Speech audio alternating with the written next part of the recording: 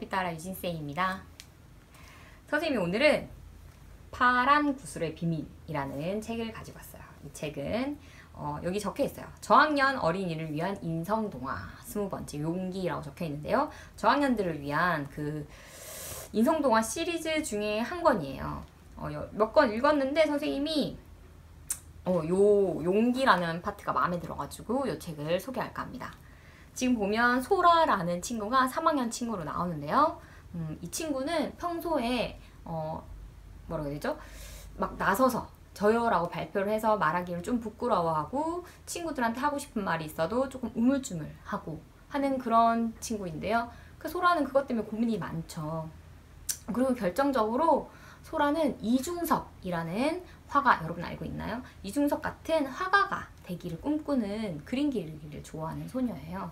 그런데 엄마가 소라에게 피아노를 치는 피아니스트가 되기를 그렇게 좀 강요를 하십니다. 왜냐하면 엄마가 자기가 피아니스트의 꿈을 이루지 못한 거를 이제 소라한테 좀 대신 너가 엄마 대신 이뤄달라는 식으로 이제 이야기를 하거든요. 그러면서 이제 소라는 점점 더 자기가 하고 싶은 말을 못해서 조금 더 움츠러드는 그런 친구로 묘사가 돼요.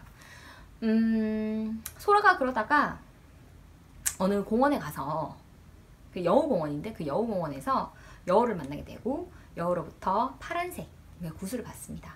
그 구슬을 받으면서 여우가 너가 용기가 필요할 때 그 구슬을 문질러봐 이렇게 얘기를 하거든요. 그러면서 이제 소라가 자기가 이제 필요한 순간에 그 구슬을 문질러서 자기의 용기를 표현하게 되고 결국에는 엄마한테까지 자기의 생각을 이야기를 하게 되는 그런 내용인데요. 선생님이 사실 이런 책들을 읽는 이유에 대해서 여러분들이 어떤 단순한 재미도 있죠. 분명히 이야기를 읽으면서 어떻게 될까? 소라는 과연 엄마한테 이야기를 하게 될까? 소라는 용기를 찾게 될까? 이런 내용이 궁금해서이기도 하지만 일단은 나와 비슷한 친구가 있구나 라는 것에서 선생님 많은 위안을 얻을 수 있다는 생각이 들어요.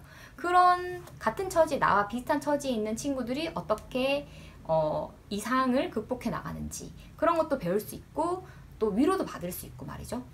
이 책은 그런 의미에서 도움이 되지 않을까 하는 생각이 들었어요. 학교에서 보면 물론 자신감 있게 자기 이야기를 잘하는 친구들도 있지만 그렇지 못한 친구들도 사실 많이 있거든요. 선생님 뭐 이렇게 우물쭈물한 것까지는 아니었지만 그래도 막 자신감 있게 내 이야기를 했던 사람 같지는 않았어요. 학창시절을 돌이켜보면 말이죠. 물론 그런 때도 있었지만 분명히 아닌 때도 있었거든요. 그러니까 선생님의 과거도 생각이 떠오르고 그리고 말 잘하는 친구들 보면 부럽다 이런 생각도 사실 많이 했었거든요. 요즘에 선생님의 주변 사람들이 어떻게 그렇게 말을 잘해요? 이렇게 물어보시는 분들이 종종 있는데 선생님도 처음부터 그런 건 아니었어요. 당연히 친구들 앞에서 이제 선생님이 되면서 많은 이야기를 할 수밖에 없게 되잖아요. 그죠? 교실 앞에 서서 뭐 친구들한테 이야기도 해야 되고 뭐 공부도 가르쳐야 되고 이러다 보니까 자꾸 하다 보니까 말을 잘 하게 된 것 같습니다. 물론 책을 읽고 글쓰기를 하는 것도 많은 도움이 된 것 같고요. 여러분들한테 이런 책들이 정말 좀 도움이 될 것 같다라는 생각이 들었고요. 나에게도 분명히 여러분에게도 이런 파란 구슬과 같은 게 분명히 있을 거예요. 그거를 여러분들이 선생님은 찾은 것 같아요. 선생님은 찾았는데 여러분들도 꼭 찾을 수 있다고 생각을 하고 책을 읽으면서 그 파란 구슬을 여러분들 꼭 찾게 되었으면 좋겠습니다. 유진쌤의 책책책 오늘은 여기까지 할게요. 안녕.